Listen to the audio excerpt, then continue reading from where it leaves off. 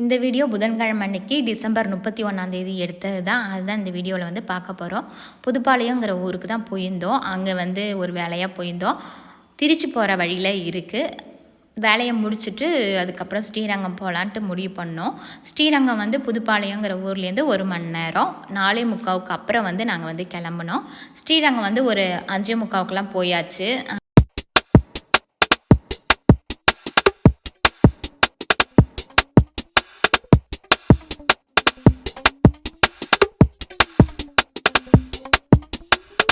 கோயில்கிட்ட போயாச்சு. கோயில்கிட்ட முன்னாடி போகும்போதே ஒருத்தவங்க வந்து சொன்னாங்க, ஃபஸ்ட்டு தாயாரை பார்த்துட்டு அதுக்கப்புறம் சாமியை வந்து பார்க்க போங்க ரங்கநாதரை அப்படின்னு சொன்னாங்க. தாயாரை பார்க்க போனால் தாயார் வந்து 7 மணிக்கு தான் ஓப்பன் பண்ணுவாங்க, சாமி கும்பிட முடியும் அப்படின்னு சொல்லிட்டாங்க.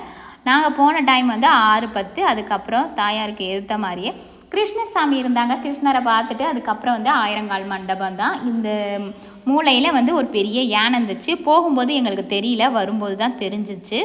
ஆயிரங்கால் மண்டபத்துக்கிட்ட சாமி வந்து வெளியில் இந்த டைமில் மட்டும், இந்த விசேஷ டைமில் மட்டும் வச்சுருப்பாங்க போல். நல்லா அலங்காரம்லாம் பண்ணி பெருசாக கும்பல் நிறையா இருந்துச்சு. நாங்கள் வந்து கிட்டக்கண் போய் பார்க்கல, எட்டகனின்னே சாமி கும்பிட்டு அடுத்து ரங்கநாதரை பார்க்கலான்னு போயிட்டோம். அந்த இடத்துக்கு ரங்கநாதரை பார்க்க போகிற வழியில் தான் சாமியை பார்த்துட்டு அடுத்து வந்து சொர்க்கவாசலுக்கு அப்படியே போகிற வழி.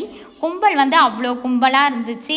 க்யூவில் நின்று போனோம். ஒரு மணி நேரம் போல் நின்றுப்போம். 7:10 1 மணி நேரம் நின்றுட்டு போயிட்டு 7:10 ஆயிடுச்சு. அங்கே வந்து சாமியை இனிமேல் வந்து பார்க்க முடியாது, நாளைக்கு தான் பார்க்கலாம் அப்படின்னு சொல்லிட்டாங்க.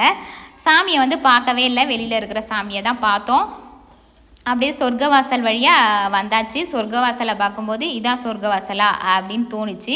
உள்ளார போகும்போது தான் சொர்க்கவாசல் வழியாக போய் சாமியை பார்ப்போம் அப்படின்னு நினச்சிட்டு நான் போனேன். கடைசியில் வந்து சாமியெல்லாம் பார்த்துட்டு லாஸ்ட்டாக அந்த வழியாக வர மாதிரி இருந்துச்சு. சொர்க்கவாசல் வழியாக அந்த சொர்க்கவாசல் வழிக்கு முன்னாடி வந்து தங்கப்பள்ளின்னு சொன்னாங்க.